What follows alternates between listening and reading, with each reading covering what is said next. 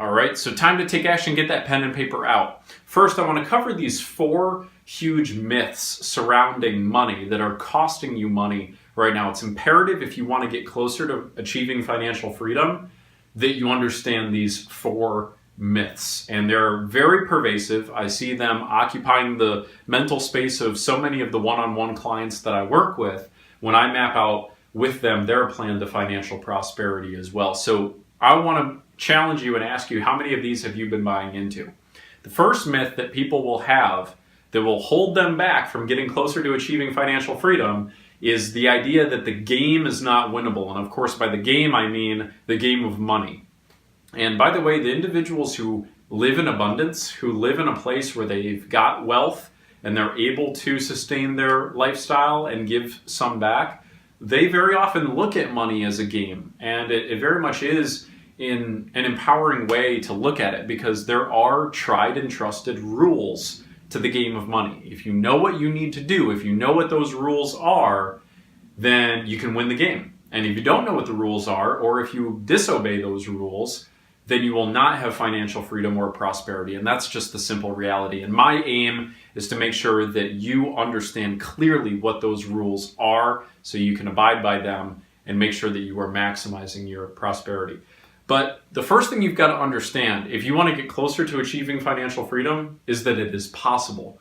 As I often say, there is not a single successful person in the world who has ever achieved something who did not first believe that they could actually achieve it, right? Having that sort of baseline faith in understanding there are people out there who've done it, and that means I can do it if I'm committed enough and I'm determined to figuring it out. If you've got that bedrock foundation belief, then I can guide you over to the place where you actually know what to do. But you first have got to understand that this is something that you can achieve.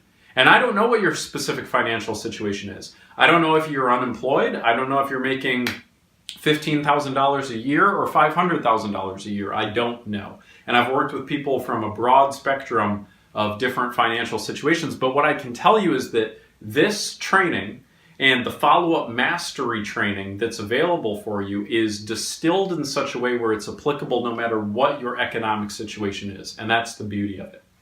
So let me give you one quick example to show you exactly how winnable the game is no matter what your situation is. Let's take an example. This is a fake person, but real numbers. Okay, so let's assume we've got an individual named John. And John just makes $20,000 a year. And let's assume that he doesn't even get an increase in income, which is very much not the norm for most individuals. You'd get a raise in income at least a few times in your life, if not, several times or every 12 months or something along those lines. But let's assume, just to show you how winnable the game is, that John is making $20,000 a year and he doesn't get a single raise his entire life. And so we open up a conversation with John and we say, John, we got to get you on the path to financial freedom. We got to get you making investments. We got to get you closer to sustaining that financial freedom lifestyle. And John says, how am I supposed to do that? I only make $20,000 a year. There's no way I could possibly, become a millionaire or, accumulate wealth of any sort of real stature. Well, what we could say is, John, that's absolutely not true. All we need to do is take 10% of your income and invest it in the right places. And there's going to be more details about where and when and how to do that coming up. But we take 10% of his income and we cut it aside as a sacred piece that's going towards a fund dedicated to achieving his financial freedom. And we start getting that money working for him, just $2,000 a year. And if he does this every year, and let's assume, for the sake of this example, an average return on investment, or ROI for short, of 8% a year, then what this will mean is that he will achieve financial freedom by age 57. What that means is that by age 57, his investments will be generating an annual return of investment that is equivalent to his current income. Meaning he will start getting $20,000 a year just off of the interest of his investments. Make sense? So what this means is, even though he may be investing for several years, this means that he could sustain his lifestyle by a certain age, and we know exactly when that would be, even if he is on one of the lower strata of the economic scale at least in the United States standards. So the other thing is that by the time he turns 65, if he continues to invest, he would have accumulated almost $570,000 that it would be available for him in his quote-unquote freedom fund or his retirement plan or whatever it is that you want to call this. So the game is winnable. That's what I want you to understand. And this is just assuming 10%. Many individuals go 15, 20, 25 or more percentage points. But I wanted to give you this example because this is one that even for an individual who may be in, again, that lower strata on the basic income, and assuming the worst case scenario that his income does not rise at all over the course of his entire life, which is incredibly unlikely, he could still achieve financial freedom. So if John can do it, very much likely that you yourself can do it as well. And the principles in this training and the master's course are specifically aligned to show you exactly how to set that up. So the second financial myth that is incredibly pervasive, and I can absolutely understand why it exists, is that the financial game is too complicated. And here's what I want you to understand. There's a reason why this myth exists. It's because it makes it profitable for the individuals who want to manage your money. And this is not to say that individuals who, work at hedge funds or brokerage firms or whatever else are bad people. That is definitely not what I'm trying to say. But what I am trying to communicate to you is that this idea that you need to take your money and you need to put it in the hands of a fund manager, somebody who's going to oversee it and pick specific stocks, for example, to invest your money in, is a very dangerous idea. It's just not an idea that is supported by the data. And what we find is time and time again, the individuals who put their money in such a situation like that, as opposed to putting it in the different allocation that will be the recommendation of this program, their portfolios do not perform at the same level. And not only that, but you end up being subjected to a crazy amount of fees on your actual nest egg. And while that may seem low early on, when you've got 1, 2, 3, or 4 fees that add up to a total of 3.5% of the amount of money you are putting in under management, that ends up adding up incredibly when you factor in how that limits the amount that you can compound your interest over time. So to boil all of this down, what I want you to understand is winning the game is not that difficult. And I know you may not yet know the solutions as to how you actually get there, but I swear if you stick with me, if you stay with this process, you will see it is actually not too difficult. And in fact, it's actually a matter of making sure that your money is going to just a few specific places, and really that you are consistent about putting a sacred amount of money into that specific place. You do not need someone who is actively managing your funds. And that is the easiest way for your nest egg to get eaten up through fees and also through poorer returns. The individuals who go with those routes are paying more for an inferior product, and you just don't want to do that. So understand it's winnable. Understand that people just like you are doing it right now, and understand if you're committed and determined with this process, you will see exactly the clarity you need on where to take this. So the third big myth, and this one is almost probably one of the most dangerous. I mean, the one I just shared a minute ago costs you hundreds of thousands of dollars, if not millions, over the course of your life. This one will probably be the most expensive myth that you buy into, and that is this idea that you can put off planning and investing for your future. And unfortunately, especially in the age group, of my peers in their, early to mid 20s, there are people who think that this is something that they can just put off. They think, oh, I've got my whole life to plan for my future. I can do this later on. And the reality is you have absolutely no idea the predicament you are putting your future self in by putting off investments now. And I don't care where you are. I don't care where you are at financially, whether you're making $500 a year or $50,000 or $500,000. You cannot put off building the financial rituals of planning for your future. What is imperative, no matter how small you start, is that you simply start. So in order for you to understand exactly how much of a predicament you are putting your future self in by not taking action early on, I wanted to show you this hypothetical example. Now this is, again, hypothetical in the sense that these are not real people, but these are real numbers. So let's assume that Tom, at age 25, he earns $40,000 a year, and he begins investing $5,500 a year from age 25 to 40. So from 25 to 40, 15 years, $5,500 every year. That's what he invests, okay? And then let's say he's got a friend, Harry, who puts off investing. He earns a little bit more, $45,000 a year, and he invests $5,500 a year, but only from age 40 to 65.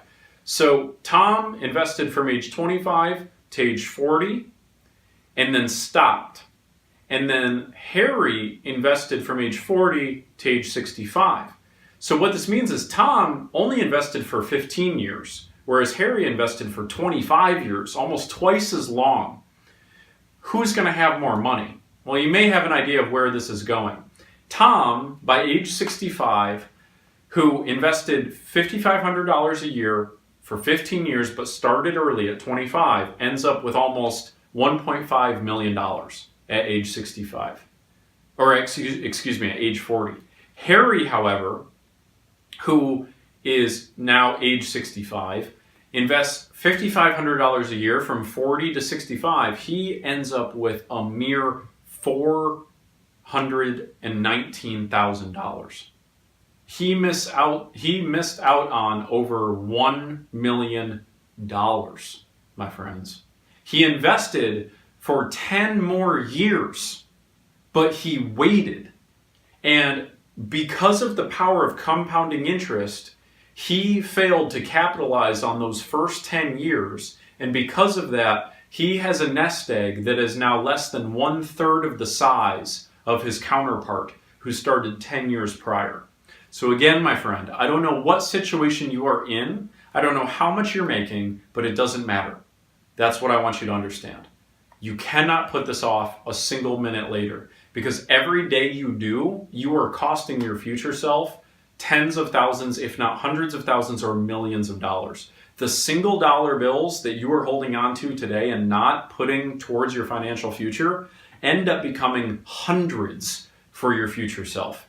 And so that can either be a gift to your future self that you start putting in place now if you know what right things to do, or it's going to end up shackling your future self and you will look back with regret that you did not get started immediately.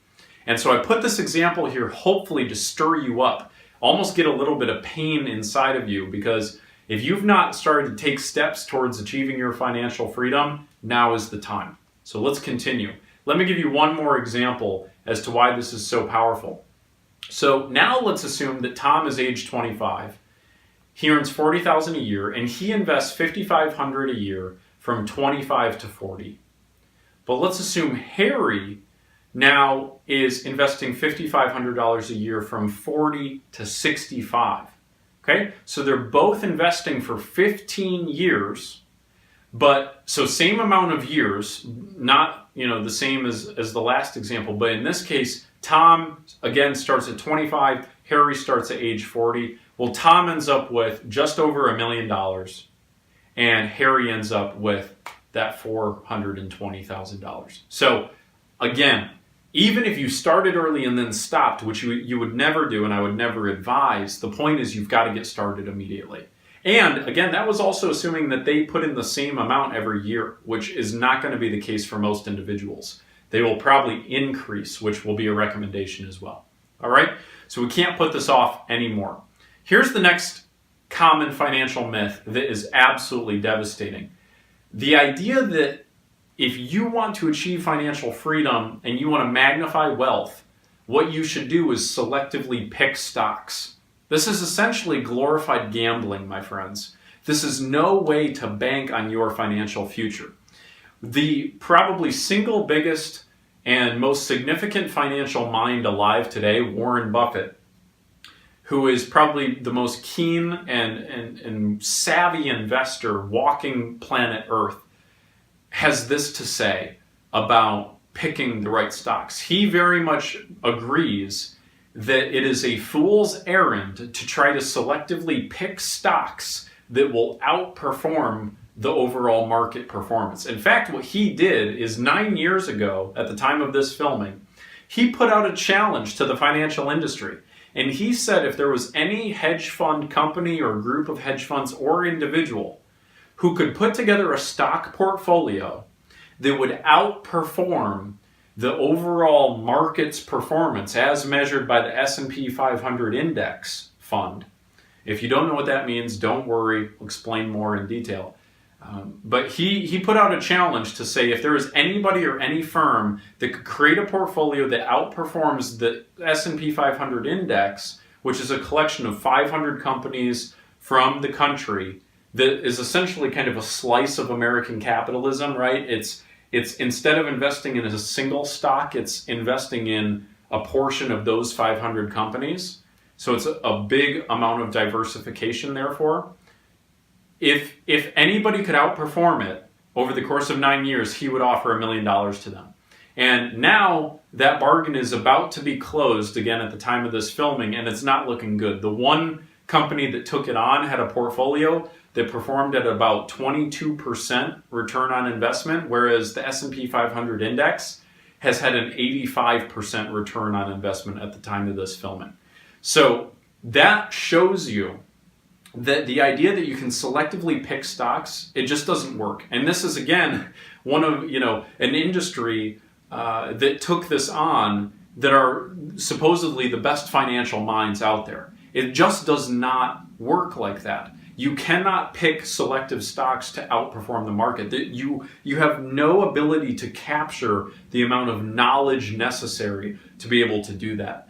But what you can do instead is to simply invest in the strength of American capitalism, which, although dips at certain points, like 2008 or other periods of time, overall has a huge inclination. And again, you are going for the long game in the game for financial freedom, which means that you want to be a frequent, constant, consistent investor in those specific areas with a diversified set of companies that represents the marketplace, not a select few companies that tries to outperform the market. So I hope that makes sense at a big picture level. Again, my purposes in this training is to give you the high level. We dive into a lot more detail on this in the advanced course as well. But don't believe that you are going to achieve financial freedom by picking the right stocks or by picking the right cryptocurrencies, which is kind of the new fad of the day. That is no way to achieve your financial freedom, my friend. It might be fun. It might be, I'm not making it wrong, but in order for you to have assurance that your financial goals will be met, we're trying to set you up with a process that will help you win.